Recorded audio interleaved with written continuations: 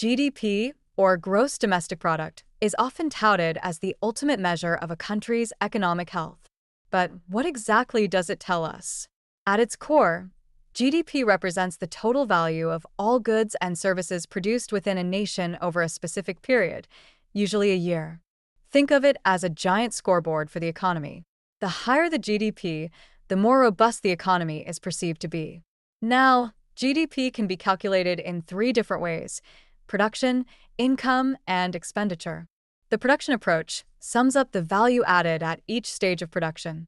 The income approach looks at the total income earned by individuals and businesses, including wages, profits, and taxes.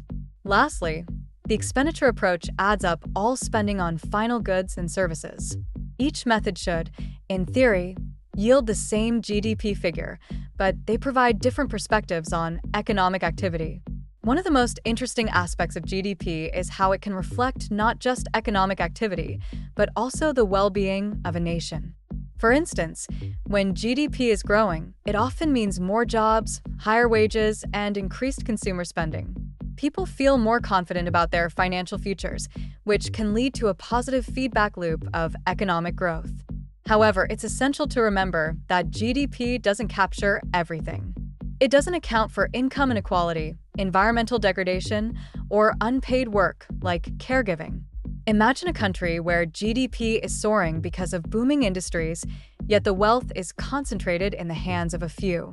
The average person might not feel the benefits of that growth.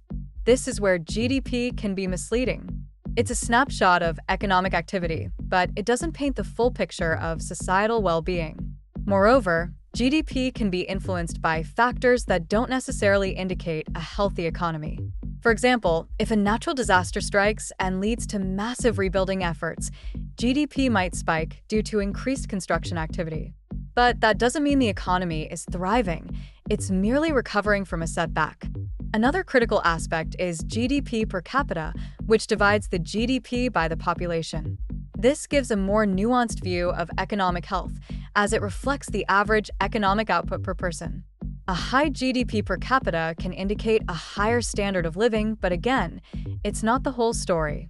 In recent years, alternative measures have emerged, like the Human Development Index and Genuine Progress Indicator, which aim to provide a more comprehensive view of well-being and economic health.